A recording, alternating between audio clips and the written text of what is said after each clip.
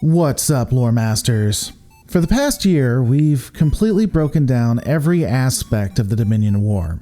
The state that the Federation was in before it even knew of the Dominion, the genesis of the Dominion itself, the various wars in the Alpha and Beta Quadrant that came before the Dominion War, and the tensions of the Dominion Cold War.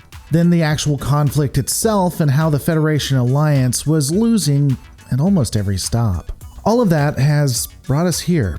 Against the odds, and with it making no sense, the Federation Alliance was able to attain an energy dampener weapon and create a counter to the Breen.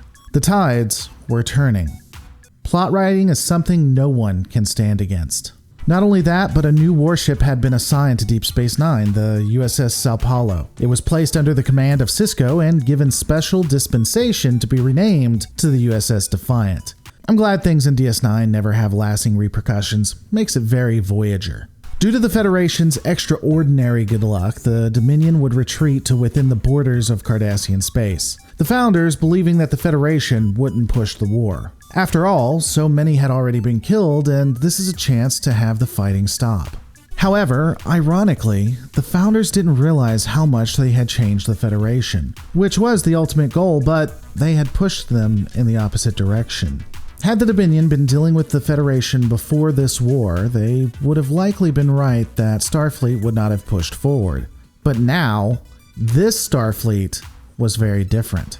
This was an entity that was commanded by a government that had watched almost everything that it held dear be lost, with everyone either being dead or subjugated. The Federation and Starfleet had been molded by the fires of war into something new, a militaristic type organization that was willing to end the war once and for all, even if it meant pushing that war. The Dominion would of course become more and more desperate as the war entered into the final throes. The Founders promising the Breen whatever they wanted in order to win, including Federation space when the war was won, on the Dominion side of course. Though this promise was never intended to be kept, it was just something to inspire the Breen to continue to push forward.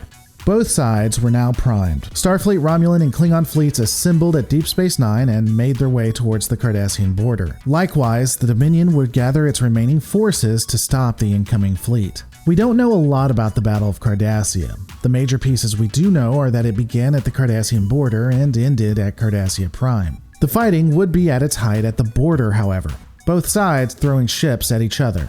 Like we see in most all confrontations, the combat degraded into basically a melee brawl. Similar to what happened at the Sacrifice of Angels, the combat effectively broke down into dozens to hundreds of smaller battles along the lines, ships grouping up in smaller flights of 3 or more to fight each other. These conflicts would shift as vessels often left one battle to assist in another. However, like we've seen in most conflicts with the Dominion War, the Dominion did force the Federation Alliance to earn every inch. At some point, the flagship of the Romulans would be destroyed, and this would cause the Romulan lines to start to crumble. In a desperate bid to ensure that the Federation Alliance doesn't meet defeat, the Defiant and 2 wings would move to assist the Romulans and restore cohesion. During this time, the remaining Starfleet and Klingon fleets would attack the middle of the Dominion line. It was determined that the Dominion lines were spread too thin, and this was the best chance to turn the tides. Intriguingly, the battles that we see are different in one way. There is one change. In previous confrontations, all ships were constantly active. From Defiant class to Galaxy, they would all be moving in combat, constantly trying to gain an edge. However, here, we observe that larger ships like the Galaxy class vessel just sit in one place, while smaller vessels fight around it. The larger vessel would be firing on enemy ships, just not moving. This effectively makes the Galaxy class an artillery vessel or base of operations.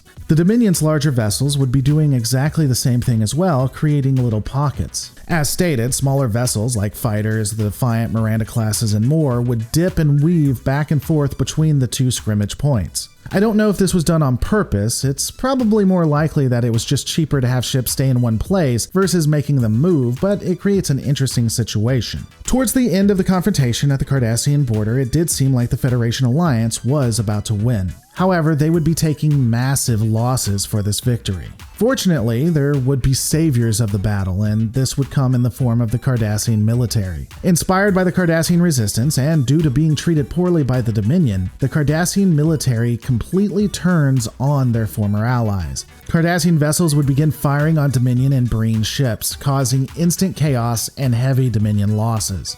The Founder, on Cardassia, incensed by the treachery, would recall all of her forces back to Cardassia Prime and begin the complete genocide of the Cardassian people. We'll discuss more on that after this.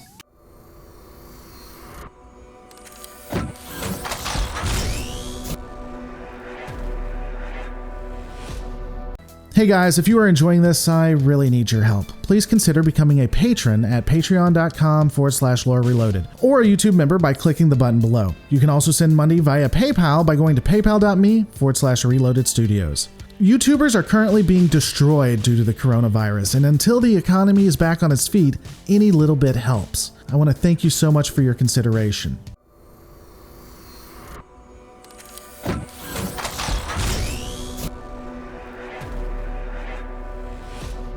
The Federation, ironically, would initially be reticent to continue the attack after the Dominion retreat. They had pushed the Dominion back to Cardassia. There was nowhere that the enemy could go. However, after discussion, it was determined that the Founder and Breen could continue to build up and be able to put up some form of fight. From Cardassia, somehow.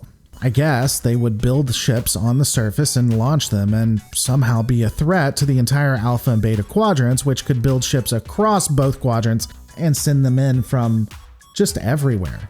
Though I do also wonder about the systems controlled by the Breen. Their infrastructure wasn't touched as far as I'm aware, so why isn't the Federation Alliance concerned about them? In fact, why don't the leaders of the Breen and the Founder bring that up?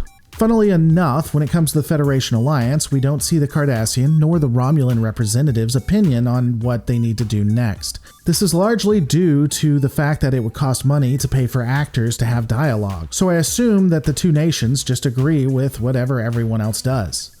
We are going full Skyrim rules tonight, boys. The fleet would make its way to the Cardassian border. Both sides would be revving up for a fight, though due to Odo, something we'll discuss in the next video, the battle wouldn't begin or go that far if it did. The Constable would talk the Founder into surrendering and the Dominion forces standing down. I guess we don't need to see what the Breen thought about this either, so we'll just ignore that. Unfortunately, the Battle of Cardassia, both at the border and Cardassia Prime, is exceptionally disappointing from a breakdown standpoint.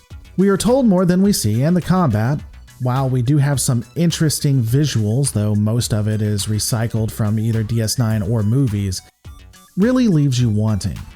There are a few pieces here and there, as I stated, that are great and makes it look tense, but they're not there all that often.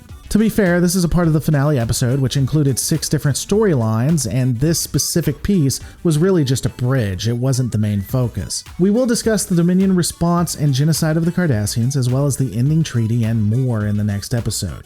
Wow, this has been a wild ride, guys, and the Dominion War series is basically my magnus opus of this channel. And it's about to be done with only 2 or 3 more videos left. That is just wild.